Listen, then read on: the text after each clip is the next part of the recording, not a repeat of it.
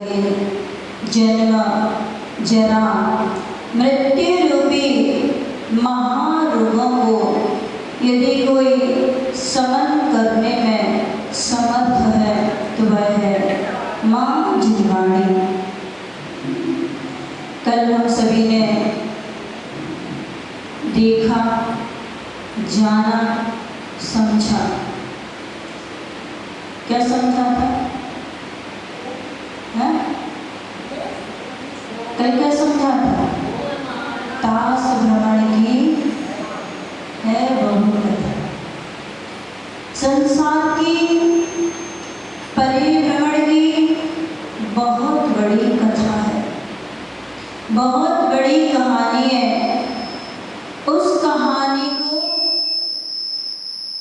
हम अपने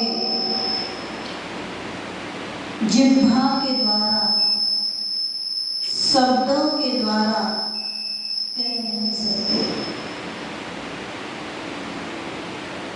काल अनंत निगूढ़ मझार वीत्यो एक इंद्रियतन धार।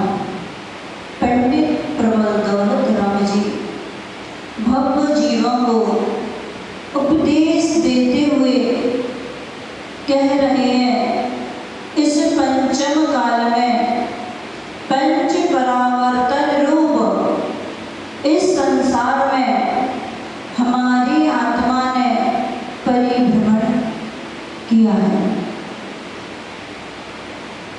हमारा आत्मा कब से है?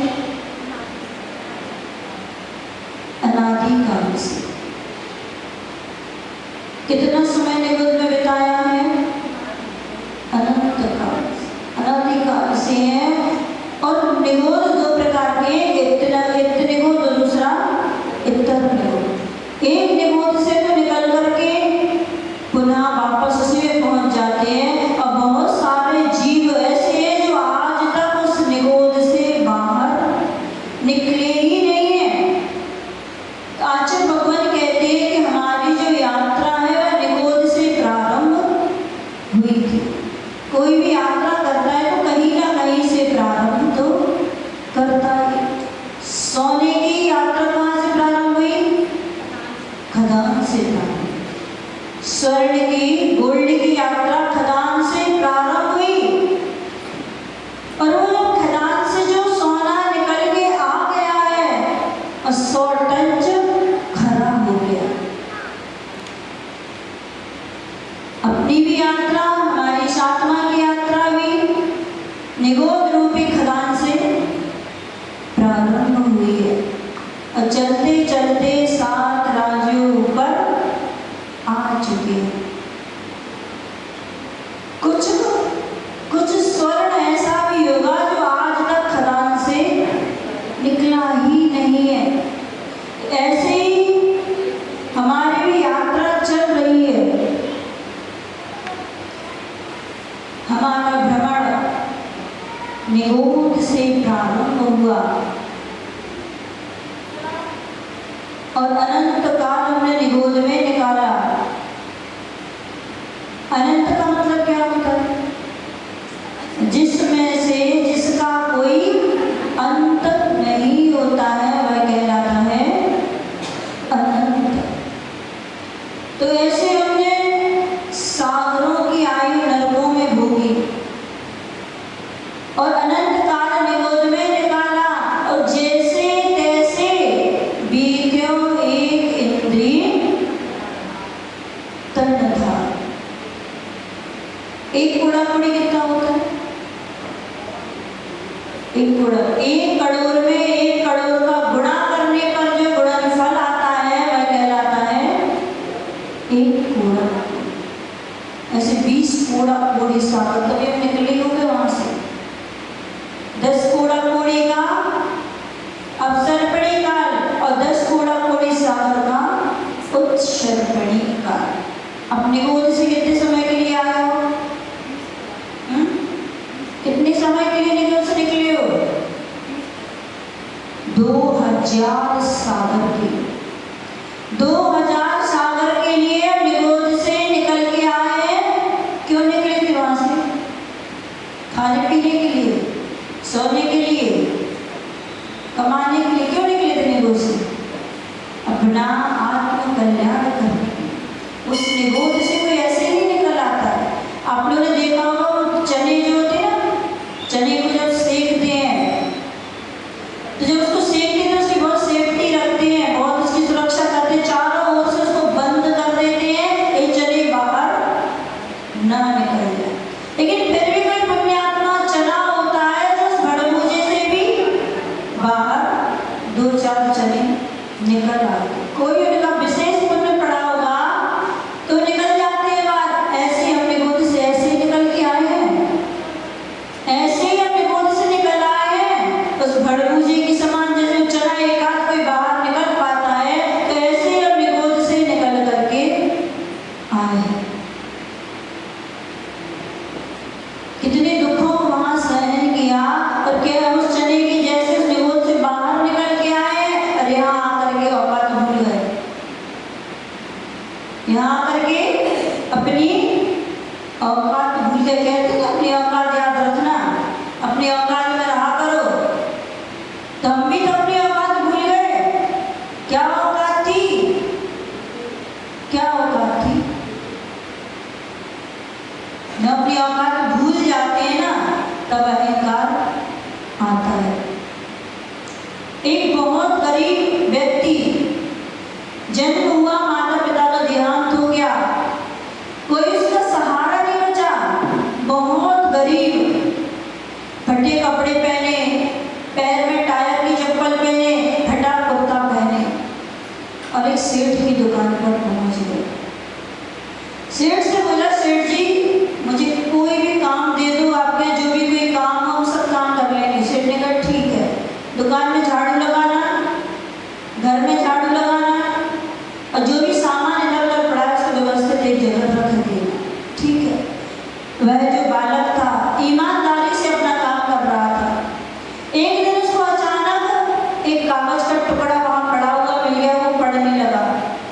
सेठ जी ने देखा कागज का टुकड़ा हाथ में लिए पढ़ रहा है। सेठ जी ने क्यों, तो पढ़ना आता है क्या? हाँ सेठ जी मुझे पढ़ना आता है। तो ठीक है, आज से तुम ये झाड़ू पोछा का काम छोड़ के मेरी दुकान में मुनीमगिरी का काम करना, मुनीम बन के करना। ठीक है। मैं अपना बड़ी ईमानदारी और लगन के साथ मुनीमगिरी का काम, पूरी दुकान का मैनेजमेंट करने लगा। और जब उसकी ईमानदारी को सेठ ने देखा तो उसने सब मुनीमों के ऊपर उसको हेड बना दिया कि अब तुम्हारे अंडर में सारे दुकान के कामकाज चलेंगे। स्वाभाविक है, कोई घर में गरीब आया हो और उसके लिए बहुत बड़ी सभी स्थान देने लगे, अच्छे से बोलने लगे, तो जो छोटे लोग होते हैं उनको अपने आप की ईर्ष्या स्वाभाविक है, वो ईर्ष्या होने लगती है। तो सबके लिए ईर्ष्या होने लगी। और मुनीमों ने सोचा कैसे हो सेठ जी की नजरों में इसको खराब करना है, इसको इस दुकान से बाहर निकालना है। सभी ने योजना बनाई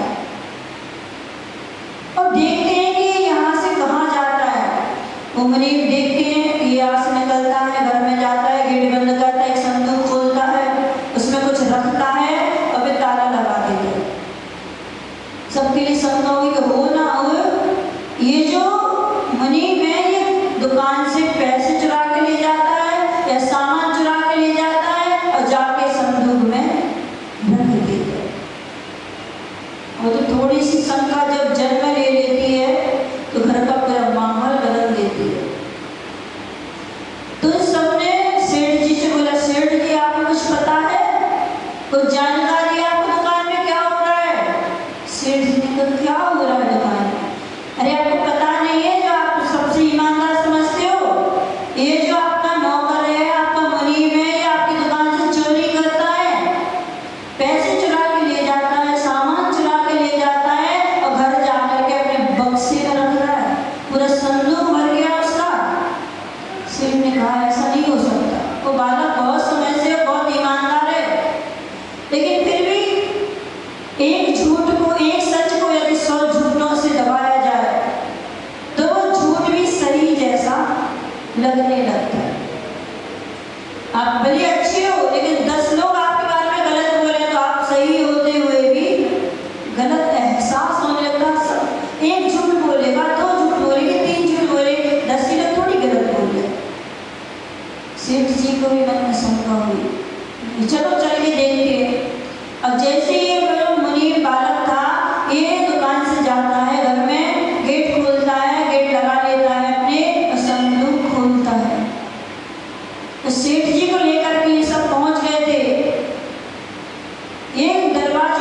छुप के देख रहे कि कर क्या रहा है। और जैसे इस बालक ने संदूक को बंद करके ताला डाला, सेठ जी ने जोर से उसके गेट खटखटाए, गेट खोलो। अब बालक ने गेट खोल दिए। सेठ जी कहते हैं कि तूने मेरे विश्वास का घात किया है, मैं तुझ पर इतना विश्वास करता हूँ कि तो ईमानदार है, और आज तूने मेरे विश्वास का घात किया है, तू मेरी दुकान से चोरी करके लाता है। और बालक सेठ के हाथ जोड़ता है, सेठ जी मैंने कोई चोरी नहीं की है, मैं कोई चोरी नहीं करता हूँ। सेठ जी ने कहा तू चोरी नहीं करता है तो संदूक में क्या कर रहा था? मैंने खुद अपनी आंखों से देखा है कि तूने गेट में से निकल करके संदूक खोला, संदूक का ताला खोला, संदूक में ताला डाला है, तूने क्या किया है? तू मुझे ये संदूक खोल के दिखा। बालक सेठ जी के पैर पकड़ता है, सेठ जी मुझ पर विश्वास रखिए, मैंने चोरी नहीं की है। लेकिन सेठ जी नहीं मानते हैं, उस बालक को धक्का दे करके और मुनीमों से कहते हैं उसके संदूक का ताला तोड़ दिया। वह बालक कहता है सेठ जी यदि आपने मेरा संदूक खुलवा दिया तो मैं कल से जीवन भर कभी आपकी दुकान पे काम करने नहीं आऊंगा। तो और सब हो गया, इतना चुरा चुरा के लाया है, इसलिए तो बोल रहा कल से नहीं आएंगे, अरे व्यवस्था कर ली। और जब उस संदूक का ताला टूटता है और उसका ढक्कन खोलते हैं, सभी की आंखें खुली की खुली रह जाती हैं, सेठ जी भी आश्चर्यचकित रह जाते हैं। उसमें न धन थे, न दौलत थी, न पैसे थे। जिस दिन वो सेठ जी की दुकान पर काम करने आया था, फटा हुआ कुर्ता, फटा पजामा और टायर की चप्पल उस संदूक में रखी हुई थी। जैसे सेठ जी ने देखा आश्चर्यचकित हुए कि ये क्या है। उस बालक से पूछते हैं तो बालक कहता है सेठ जी मैं इनको इसलिए रोज देखता हूँ, मैं इतनी बड़ी दुकान पे काम करने लगा, मैं सब मुनीमों का हेड बन गया, कहीं सबको देख कर मुझे अहंकार ना आ जाए, कभी मेरी नीयत खराब ना हो जाए, इसीलिए मैं अपनी औकात को हमेशा देखता रहता हूँ कि मेरी औकात तो ये थी। हम भी अपनी औकात भूल गए, इसीलिए यहाँ आकर के निगोद में जब रहे तो एक शरीर में अनंत जीव रहे, एक शरीर में अनंत जीव। सिद्ध भगवान भी दो एक साथ बैठने के स्थान है, या तो निगोद या फिर शुद्ध शिला। एक शरीर में अनंत शरीर होते हैं। सिद्ध भगवान के एक शरीर में अनंत शरीर जाते हैं, शरीर नहीं होते हैं, आत्मिक प्रदेश। जैसे ये हॉल है, इस हॉल में आप एक लाइट जलाना तो प्रकाश होगा, दो जलाना तो भी होगा, 10 जला देना, 1000 जला देना तो इस हॉल से प्रकाश बाहर नहीं जाएगा। वो ये नहीं कहेगा आप बन नहीं रहे इस हॉल में, आप इसमें 0 वाट का बल्ब लगा देना या हैलोजन लगा देना, ट्यूबलाइट लगा देना, एलईडी कुछ भी लगा देना, कितने भी लगा देना। अभी इस कमरे इस हॉल में 10 लाइटों का प्रकाश है, आप 10 और लगा देना वो भी बन जाएगा, आप 1000 लगा देना उनका भी आ जाएगा, आप 1,00,000 लगा देना उनका प्रकाश भी इसी हॉल में सब में समाहित हो जाएगा। ऐसे ही सिद्ध भगवान भी एक शरीर में अनंत सिद्ध भगवान विराजमान हो जाते हैं। एक निगोदिया जीव में अनंत जीव रहते हैं। अपनी औकात भूल गए, इसलिए रसना को कंट्रोल नहीं कर पाते। हम भी उस निगोदी की पर्याय में थे, हमारा भी जन्म आलू में भी हुआ है, मूली में भी हुआ है, गाजर में भी हुआ है, सब जगह हमारा जन्म हो चुका है। सब दुखों को भोग करके आए हैं, और यहाँ आकर के सब भूल गए। जब एक सुई की नोक बराबर जमी कंद में इतने जीव होते हैं कि आपका ये ढाई दीप, यदि एक सुई की नोक बराबर आलू मूली गाजर किसी के भी यदि जीव बनाया जाए तो ये आपका पूरा 2.5 दिन भर जाएगा। सुई की नोक बराबर जमीन कर देगा। और किसी ने इतना सा आलू का एक पीस भी खा लिया, एक आलू खा लिया तो कितनी भगवान आत्माओं का भक्षण कर लिया। भरत चक्रवर्ती के कितने जीव? 923 जीव निगोद से निकल के आए थे और भरत चक्रवर्ती के पुत्र बन गए और मोक्ष चले गए। तो निगोदिया जीव में भी भगवान आत्मा है। हर जीव भगवान बनने की शक्ति रखता है। जब जब थाली में आलू की सब्जी आए, गाजर का हलवा आए, मूली की सलाद आए, तब तब चिंतन कर लेना। एक बार विचार जरूर करना कि हम कितने पापी आत्मा हैं, हम कितने कसाई इंसान हैं, हम कितने दुष्ट आत्मा हैं। किस जीव के स्वाद के लिए कितने सारे भगवान आत्मा को भक्षण कर। ये पेट है कि कब्रिस्तान है? लाश कहाँ पे होती है?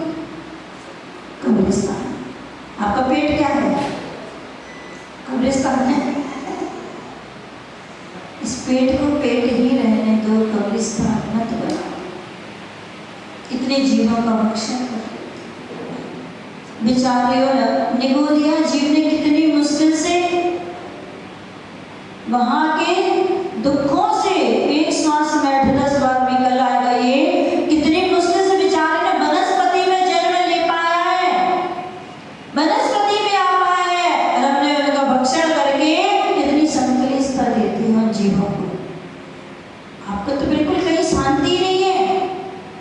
आलू लेकर के आते गर्म पानी में डाल दिए, आपको डाल दो गर्म पानी में, कैसा लगेगा? शरीर एक कौन सी स्पर्श, कौन सी इंद्रिय है उनके पास? आज पढ़ा था सुबह, कौन सी इंद्रिय है? स्पर्श।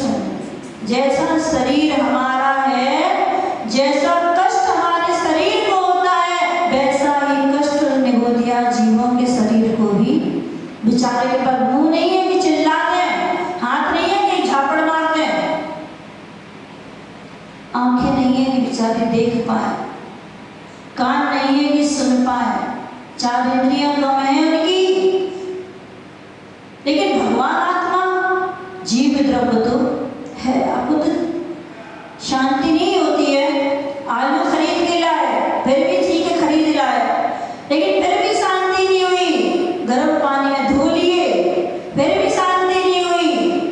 चक्कू से उनके शरीर का छिन्न भिन्न कर दिया, बिल्कुल छोटे छोटे टुकड़े चक्कू से उनके शरीर को काट दिया।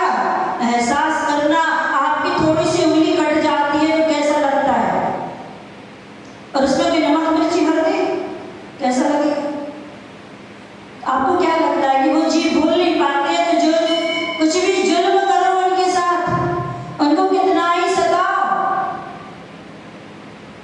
फिर भी चैन नहीं पड़ता है। शरीर के टुकड़े टुकड़े कर दिए उस निगोदिया जीव के, फिर भी नहीं मिला तो अग्नि पर कढ़ाई रख करके उसमें तेल डाल दिया, मिर्च मसाले नमक सब डाल दिया।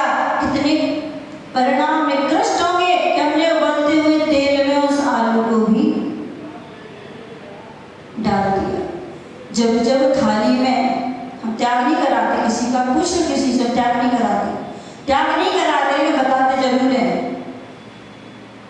जब थाली में सुंदर समोसा तैयार हो गया है, जब थाली में सुंदर आलू की टिक्की सज के आए, जब दम आलू थाली में आए, मन में एक बार विचार जरूर कर लेना, चिंतन जरूर कर लेना, मैं कितना पापी इंसान हूँ। इस रसना इंद्रिय की लोलुपता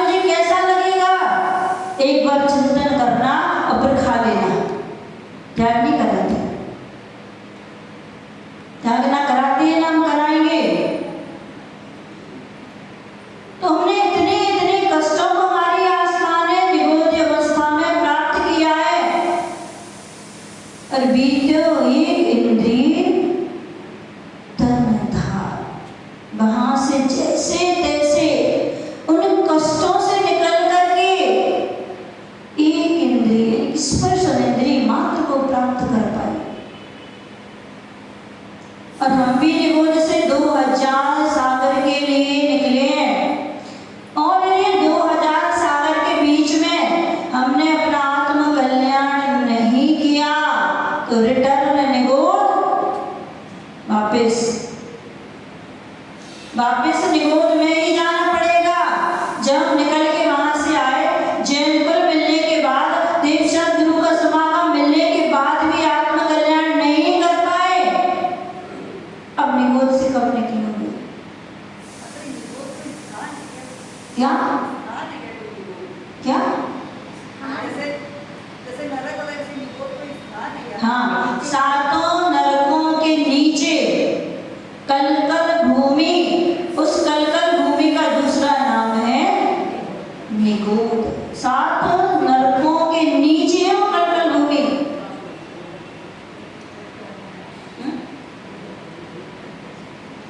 कलकल भूमि सात नरकों के नीचे है। कितनी मुश्किल से हम निकले हैं वहां से। हम तो निकला है, हमारा पुण्य है, सौभाग्य। लेकिन जो जीव निकल रहे हैं उनका भक्षण तो मत करो कम से कम, उनको तो आगे बढ़ने दो। आगे बढ़ेंगे, एक इंद्री से दो इंद्री में आएंगे, तीन इंद्री में आएंगे, चार इंद्री में आएंगे, पंच इंद्री में आएंगे। हम भी तो आ गए पांच इंद्री में। अब जैसे परिणामों से मरेंगे, और जो काटेगा मरेगा तो वापिस चला जाएगा। सोचो हमारे निमित्त से किसी ने दृश्य पर्याय प्राप्त नहीं कर पाया, हमारी जीव की लोलुपता के कारण उसने दृश्य पर्याय प्राप्त नहीं कर पाई। उस जन्म मरण से बचा था, कितने कष्टों को भोगते हैं तब कल बताएंगे हम। लेकिन चिंता नहीं करना। हम लोग लगता है सब साधु आलू के पीछे क्यों पड़ जाते हैं, आलू ही क्यों त्याग कराते हैं? क्योंकि आलू जो है वह जमी कंद का राजा है। मूली तो सीजन पे खाओगे, गाजर सीजन पे खाओगे, अरबी सीजन पे खाओगे, सकले सीजन पे खाओगे, लेकिन आलू 12 महीने अवेलेबल है, 12 महीने आता है। और हर डिश उसी की बनना है। आलू के पराठे, आलू की चिप्स, आलू की टिक्की, आलू के समोसे, जितनी भी चीज बनती है, पाव भाजी वगैरह क्या क्या आती है बाजार में, सब में आलू डलता है। इसीलिए आलू का त्याग कराते हैं कि जब राजा परास्त हो जाएगा, जब जो आलू ही नहीं खाएगा, वो सोचेगा क्या को जमी कंद खा, सीजन पे आना है 2 महीने 3 महीने, उसके पीछे हम क्यों जमी कंद रखें? उसकी सब चीज त्याग करने के भाव स्वयं हो जाएंगे। अदरक भी जमी कंद है, और सूखने के बाद वो काष्ठ लकड़ी बन जाता है। सौंठ जो होती है वो ले सकते हो, साधु भी लेती है। सौंठ बन जाती है वो आप ले सकते हो, लेकिन हरा अदरक इस्तेमाल नहीं कर सकते। आप लोग कहते हैं चाय का टेस्ट ही नहीं आता है, बिना अदरक की चाय अच्छी नहीं लगती है। कर लो अभी, अच्छा जीव का स्वाद ले लो। आज जो बेचारे कमजोर हैं, हम शक्तिशाली हैं, कमजोर लोगों को सताओगे, कौन सा बंद होगा? कौन से कर्म का बंद होगा? अशाता वेदनी।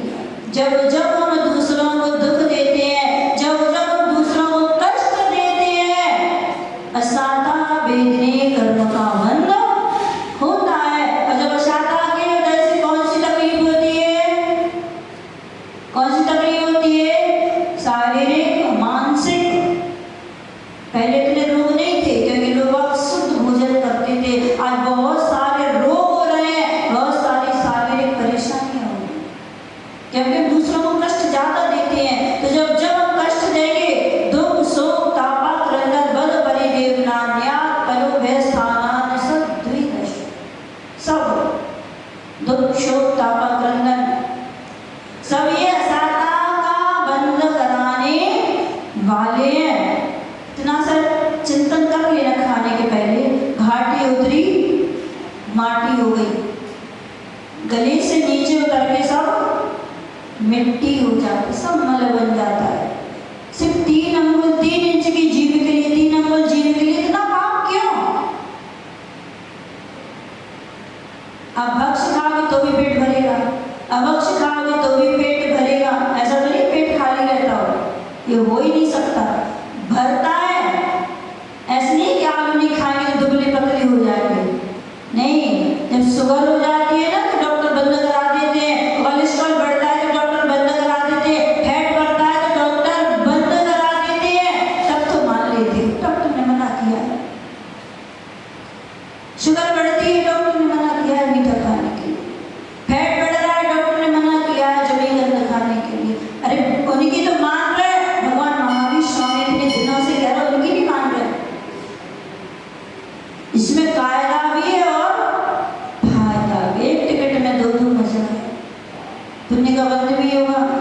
स्वस्थ भी रहेंगे।